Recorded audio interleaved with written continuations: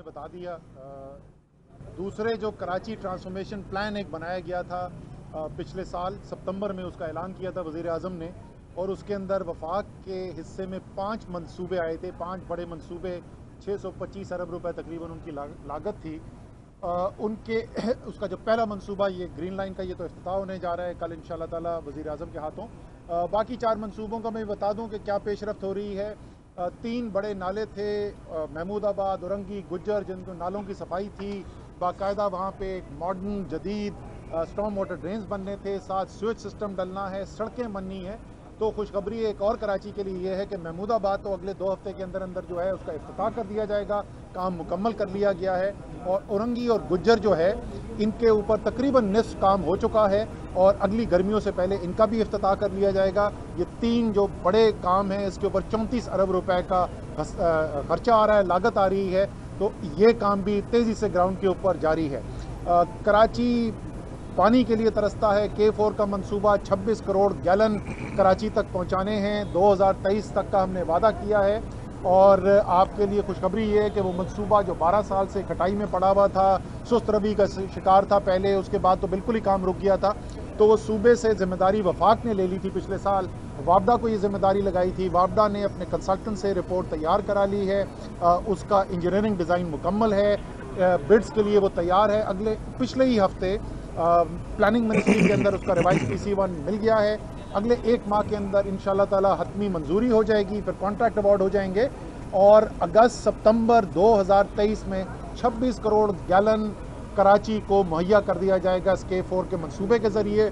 2 Railways के मंसूबे, एक जो मेरे दिल के बहुत ही करीब KCR का मंसूबा, उसका फिजिकल इंफ्रास्ट्रक्चर का काम आपको पता है वज़ीर आज़म ने इफ्तिताह किया था आज से 2 माह पहले। FWO मोबिलाइज हो चुकी है, वो काम शुरू हो चुका है। और जो निजी सरमायाकारी करवानी है उसके लिए जो ट्रांजैक्शन स्ट्रक्चर है वो आखिरी मनाइल के अंदर है और इंशाल्लाह ताला अगले माह के अंदर उसकी भी मंजूरी हो जाएगी और उसके बाद टेंडर कर दिए जाएंगे और सरमायाकारों को बुलाया जाएगा। और अभी से मैं आपको कराची वालों के लिए खुशखबरी ये है कि सिर्फ पाकिस्तान की कंपनियां नहीं, पाकिस्तान के बाहर की कंपनियां भी जो हैं इस KCR के मंसूबे के अंदर दिलचस्पी ले रही हैं और इंशाल्लाह ताला उस पर भी अगले साल काम शुरू हो जाएगा।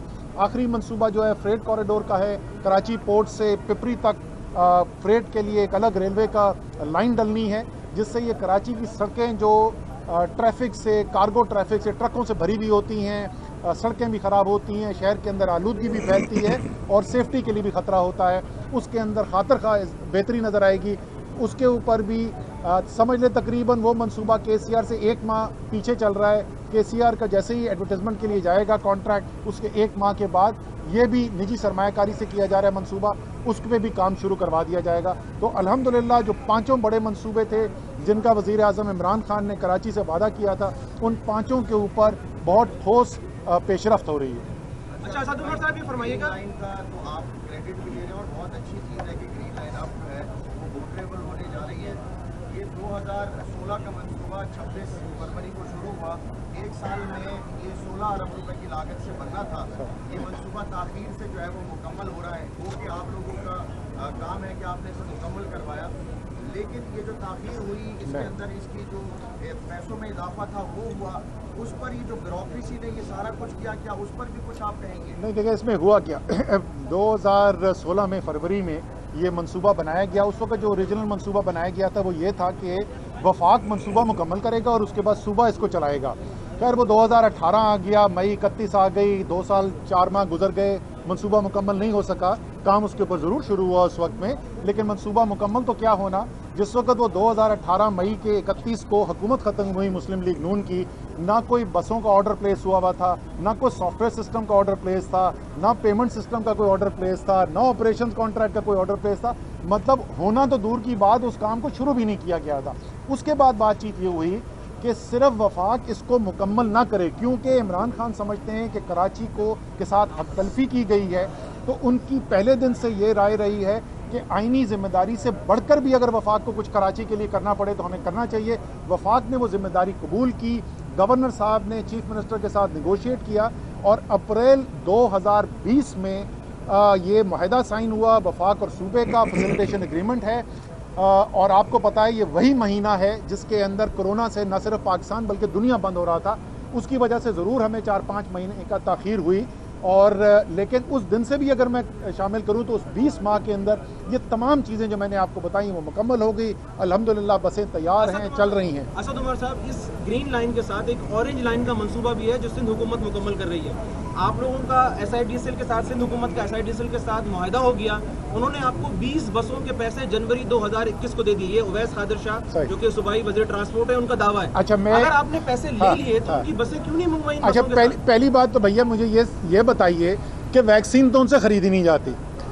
तकरीरें कर करके उन्होंने सारे सिंध को हिला के रख दिया, लेकिन एक टीका नहीं खरीद सकते। यार बस ही खरीद लेते। हमसे बस खरीदने को क्यों कह रहे हैं? कोई आइन में कोई रुकावट है कि वो बस खरीद नहीं सकते? दूसरी बात, ये जो उन्होंने दावा किया है ना कि पैसे हमारे पास पड़े हुए हम नहीं कर रहे, मिनिस्टर साहब से बोलें, असद उमर के साथ सबके आपके ज़रिए मैं उनको वेलकम कर रहा हूँ। प्लीज़ आइए साथ खड़े होकर ज़रा बात करते हैं ऑरेंज लाइन पे अभी तक क्या किया है। मैं पहले से जवाब नहीं देना चाहता हूँ, मैं चाहता हूँ साथ खड़े हो, मैं आपको जवाब दूंगा। अच्छा, असद उमर साहब, एहसन इकबाल साहब भी जिसका इफ्तिताह करने आज जा रहे हैं, उनका ये मियां साहब के दौर में शुरू हुआ था, तो उनका भी वो भी इफ्तिताह कर रहे हैं।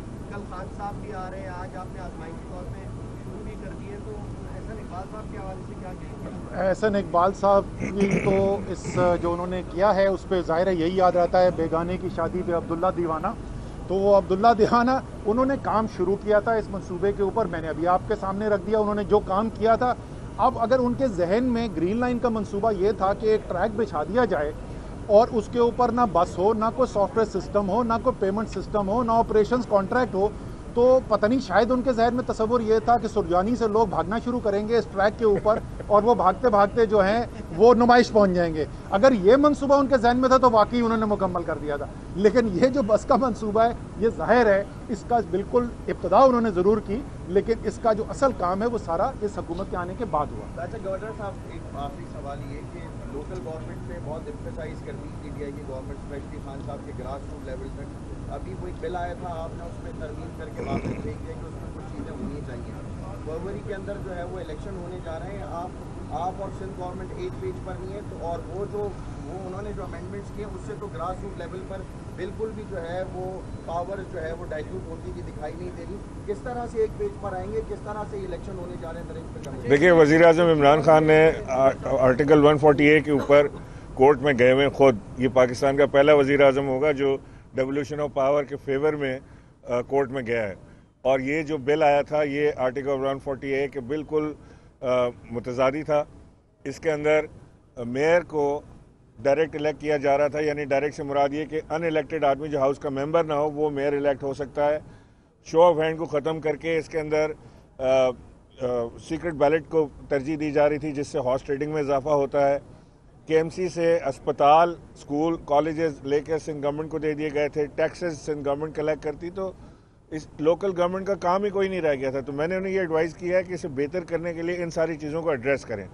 तो जब तक डेवोल्यूशन ऑफ पावर पे हम नहीं जाएंगे, हम पावर यानी डेवोल्यूशन हुआ क्या 18वीं तरमीम के बाद कि सेंटर से आके सूबे को रोक गया और बेइंतहा पावर सारे सूबे को ट्रांसफ़र हो गए और सूबे ने जो नीचे ट्रांसफ़र करने थे वो नहीं किए। PSC अवार्ड नहीं होता, NFC अवार्ड तो होता है, PFC अवार्ड नहीं होता।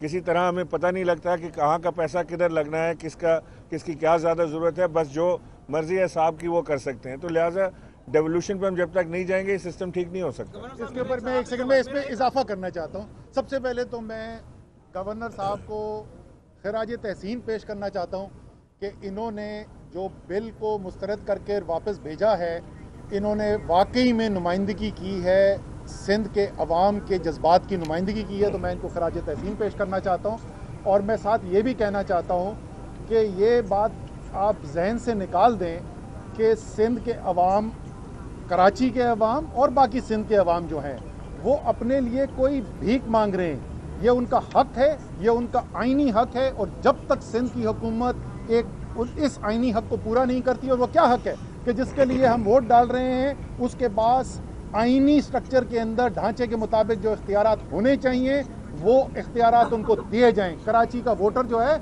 वो कराची में जिसको वोट डाल रहा है उससे सवाल पूछ सके, जिसको वो वोट डाल रहा है उसके पास इख्तियार भी हो और वसाइल भी हो। जब तक ये नहीं होगा हम एहतजाज जारी रखेंगे। बस लास्ट सवाल है, आईनी तौर पर जो पीपल्स पार्टी की सिंध गवर्नमेंट है वो आज कैबिनेट का इजलास है, वो उसके अंदर तमाम एतराज़ात को रद्द करेगी। कल सिंध असेंबली का नहीं, सेशन बुलाया ये गया है, हाँ। वो तमाम चीजें हो नहीं, जाएंगी। ऐसा है नहीं भाई, ऐसा है नहीं भाई, जरा सुन लो ना, ऐसा है नहीं। अच्छा, बता दो। आइन ये कहता है कि मेरे पास इख्तियार है कानून बनाने का, मेरे पास कानून बनाने का इख्तियार है, लेकिन अगर जो कानून मैं बनाता हूँ वो आइन से मुतसादिम है तो वो कानून जो है उसको स्ट्राइक डाउन कर दिया जाएगा। और हम जो चैलेंज है ये अदालत में भी कर रहे हैं, जैसे गवर्नर साहब ने बताया, वज़ीर आज़म खुद बजाते खुद जो हैं, मैं भी उसका पटिशनर हूँ, हम दोनों दस्तखत कुनंदा हैं उस पटिशन के। हम कोर्ट में भी चैलेंज करेंगे, हम सिंध की असेंबली में भी चैलेंज करेंगे, हम कौमी असेंबली में भी चैलेंज करेंगे और हम सड़कों पर भी चैलेंज करेंगे। गवर्नर साहब, आखिरी सवाल मेरा, तामीरात के हवाले पे जो ऑर्डिनेंस है उस पर आपको क्या एतराज़ात है? तामीरात के हवाले, आबाद वाले अपना काम बंद करके बैठे हैं। तामीरात के हवाले से जो ऑर्डिनेंस आया है उसमें इबाम है। जो कमेटी है उस कमेटी के पास पूरे पावर्स हैं कि वो फैसला करे कि किसकी बिल्डिंग पे कितनी पेनल्टी लगानी है, यानी पेनल्टी मुख्तस नहीं है। That's number 1। नंबर 2, जो कमेटी है वो उसमें सिंध गवर्नमेंट की बहुत ज़्यादा कंट्रोल्स हैं, ताबे है उसके, जबकि पंजाब में जो कमेटी बनी थी वो बड़ी न्यूट्रल किस्म की कमेटी बनी थी।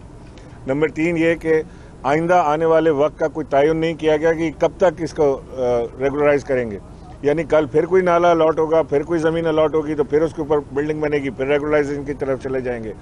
नंबर 4 ये है कि जो सुप्रीम कोर्ट के अहकामात हैं उससे मुतसादिम हो रहा है ये, तो यानी सुप्रीम कोर्ट के ऊपर एक ऑर्डिनेंस लाने की कोशिश की जा रही है, जिसे मैंने लिखा है कि सुप्रीम कोर्ट के जो अहकामात हैं जो अब तक सुप्रीम कोर्ट ने नोटिस लिए हैं वो इस ऑर्डिनेंस के अंडर नहीं आएंगे। ऐसा नहीं होगा कि सुप्रीम कोर्ट किसी की केस सुन रही है और ये ऑर्डिनेंस ला के हम सुप्रीम कोर्ट के ऊपर पाबंदी लगाएं, तो ये नहीं होना चाहिए।